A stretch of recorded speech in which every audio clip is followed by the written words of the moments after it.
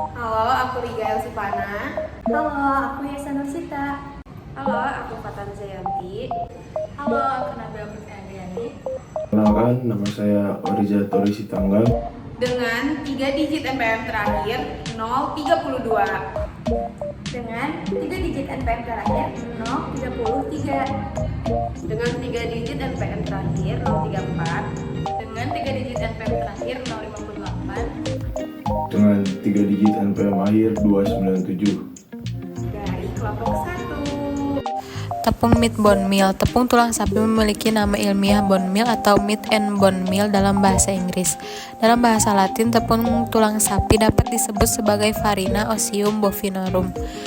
Tepung tulang sapi termasuk kelas bahan pakan kelas 6, yaitu sumber mineral. Kandungan nutrisinya yaitu protein mengandung 50-60%. Lalu yang kedua ada kalsium sekitar 20-30%. Ketiga ada fosfor, dan keempat ada mineral lainnya seperti magnesium, kalium, seng, dan tembaga. Lalu ada kandungan antinutrisi. Yang pertama yaitu fosfatase. Mengandung enzim fosfatase yang dapat menghambat penyerapan fosfor dalam tubuh hewan. Lalu yang kedua ada asam fitat, senyawa yang dapat mengikat mineral seperti kalsium dan fosfor. Dan yang ketiga ada bakteri dan virus yang berbahaya jika tidak diolah dengan benar. Oleh karena itu, penggunaannya harus diawasi dengan ketat. Secara umum, batas penggunaannya 0-4% untuk broiler dan 25% untuk ayam dewasa. Pengelolaan tepung tulang sapi meliputi beberapa tahapan. Yang pertama, pengumpulan dan penyimpanan. Lalu yang kedua ada pengolahan, yang ketiga pengujian kualitas, dan yang keempat distribusi dan penggunaan. Dan juga harga tepung tulang berkisar 20.000 sampai 25.000 per kilogram. Kalsium sulfat memiliki nama ilmiah yaitu CaSO4. Semua bentuk hidrat sama nama ilmiahnya yaitu CaSO4 dengan penambahan hidrasi untuk menunjukkan jumlah molekul air yang terikat dalam strukturnya. Kelas bahan pakannya kelas 6 sebagai sumber mineral yang di dalamnya kalsium sulfat anhidrat yaitu CaSO4 yang digunakan sebagai sumber kalsium dalam ransum ternak. Yang kedua gipsum CaSO4 2H2O yang digunakan sebagai pengikat dalam ransum ternak. Yang ketiga basanit CaSO4 0,5 H2O yang digunakan sebagai sumber kalsium dan pengikat dalam ransum ternak. Kandungan nutrisi kalsium sulfat CaSO4 tergantung pada bentuk hidratnya, yaitu kalsium sulfat anhidrat CaSO4 di dalamnya ada kalsium yang memiliki 32,6%, sulfur 24,3%, oksigen 43,1% dan tidak mengandung air. Sedangkan gipsum CaSO4 2H2O di dalamnya ada kalsium memiliki 14,5%, sulfur 13,6%, oksigen 71,9% dan air 20,0%. Perlu diingat bahwa kalsium sulfat tidak mengandung nutrisi lain yang signifikan seperti protein, lemak, atau vitamin. Kandungan antinutrisinya, kalsium sulfat umumnya tidak dianggap mengandung antinutrisi dalam jumlah yang signifikan. Tetapi kalsium sulfat dapat berinteraksi dengan beberapa mineral seperti fosfor, zinc, dan tembaga.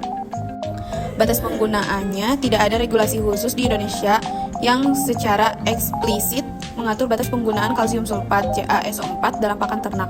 Meskipun tidak ada regulasi khusus, beberapa sumber memberikan pedoman umum untuk penggunaan kalsium sulfat pada ternak seperti pada ruminansia 0,5 sampai 1% dari bahan kering ransum, untuk unggas 0,2 sampai 0,6% dari bahan kering ransum, untuk babi 0,3 sampai 0,8% dari bahan kering ransum.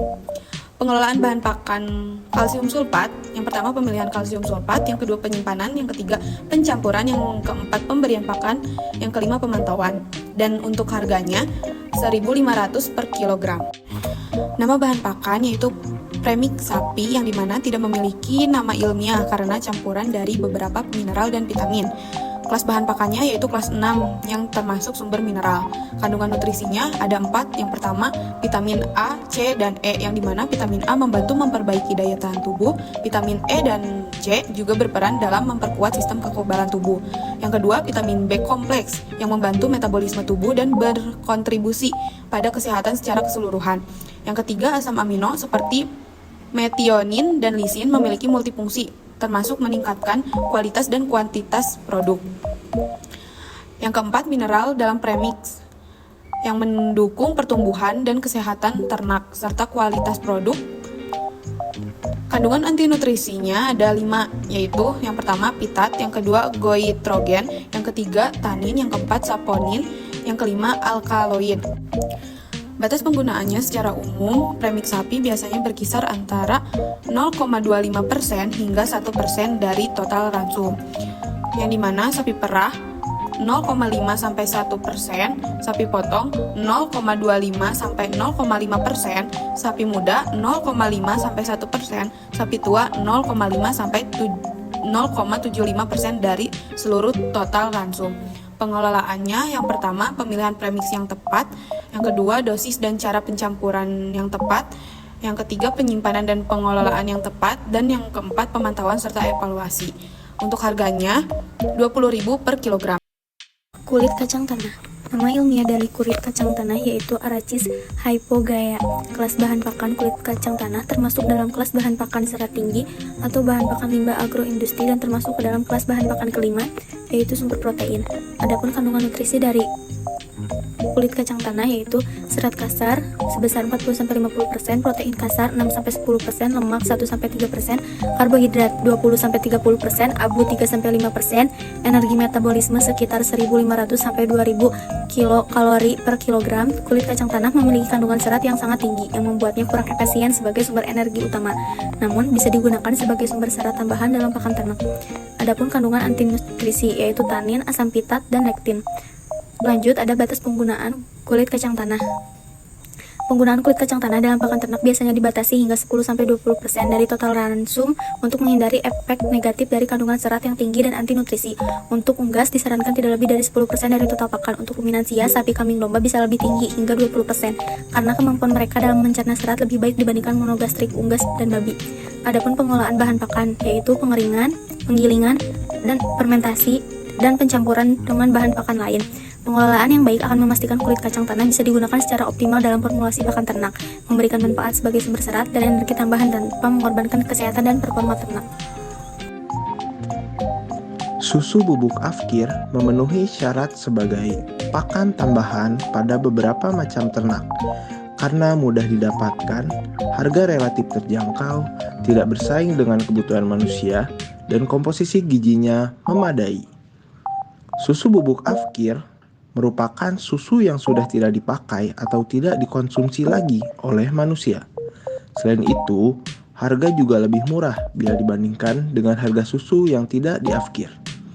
Susu afkir bisa dikatakan sisa-sisa susu bubuk yang menempel pada alat produksi atau juga bisa disebut jenis susu yang mempunyai kualitas yang tidak diinginkan di akhir proses produksi. Tetapi, kadar nutrisi dari susu afkir tidak jauh berbeda dengan susu yang tidak diafkir. CGF atau corn gluten feed adalah pakan ternak berprotein tinggi yang terbuat dari olahan jagung. CGF adalah limbah terbesar dari proses corn wet milling, yaitu perendaman biji jagung dengan air dan asam sulfur, digiling, dipisahkan unsur-unsurnya, dimurnikan, dan menghasilkan produk utama yaitu starch. Nama ilmiah dan asal-usul. Nama ilmiah untuk corn gluten feed adalah Zea mays gluten feed. Nama ini merujuk pada asal-usulnya dari tanaman jagung atau Zea mays dan penggunaan sebagai pakan. Kandungan nutrisi protein pada CGF mengandung sekitar 18-25% protein yang mudah dicerna oleh tubuh ternak, menjadikannya sumber protein yang baik. Nama bahan pakan yaitu daun haikatuk. Nama ilmiah Sauropus adarogeninus. Kelas bahan pakan kelas 1 atau hijauan kering. Kandungan nutrisi ada vitamin, mineral, protein, dan serat. Vitamin ada vitamin A 207%, B1 7%, B2 6%, B3 3%, B6 0,0%, C 398%, E 10%, dan K 659%. Selanjutnya ada mineral yang terdiri dari kalsium 23%, fosfor 10%, zat besi 19%, kalium 15%, magnesium 9%, seng 3%, tembaga 15%, dan mangan 26%. Selanjutnya ada protein sebesar 6,4 gram dan serat 1,5 gram. Selanjutnya ada kandungan antinutrisi yang terdiri dari asam-fitat, senyawa yang mengikat mineral seperti kalsium, zat besi, dan zinc 0,2% sampai 0,5%. Selanjutnya ada tanin, senyawa polifenol yang dapat mengikat protein dan mineral 0,1 sampai 0,3%. Selanjutnya, saponin, senyawa glikosida yang dapat mengganggu penyerapan mineral seperti kalsium dan zat besi 0,05 sampai 0,1%. Batas penggunaan daun katuk untuk bahan pakan ternak, ruminansia 5-10% dari total ransum, dan unggas 2-10% dari total ransum. Ini ada pengolahan bahan pakan, yaitu dikeringkan. Untuk mengelola daun katuk menjadi bahan pakan memakai metode pengeringan matahari karena sederhana, tetapi lama akan waktunya, karena selama 6 hari. Yang selanjutnya ada harga itu gratis karena mengambil di ladang. Nama bahan pakan yaitu rumput gajah, nama ilmiahnya Pedicetum purpureum scuma. Kelas bahan pakan, kelas 2 atau hijauan segar. Kandungan nutrisi ada bahan kering, protein kasar, lemak kasar, serat kasar, abu, mineral, dan vitamin.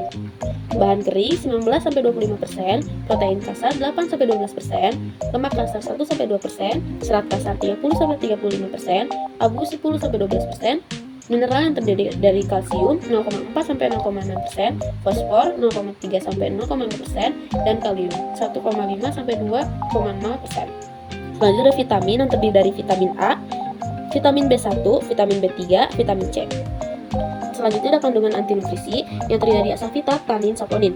Pertama, asam-fitat. Rumput gajah mengandung asam-fitat dalam jumlah sedang 0,2-0,5%. Selanjutnya ada tanin. Rumput gajah mengandung tanin dalam jumlah kecil 0,1-0,3%. Dan terakhir ada saponin. Rumput gajah mengandung saponin dalam jumlah kecil 0,05-0,1%.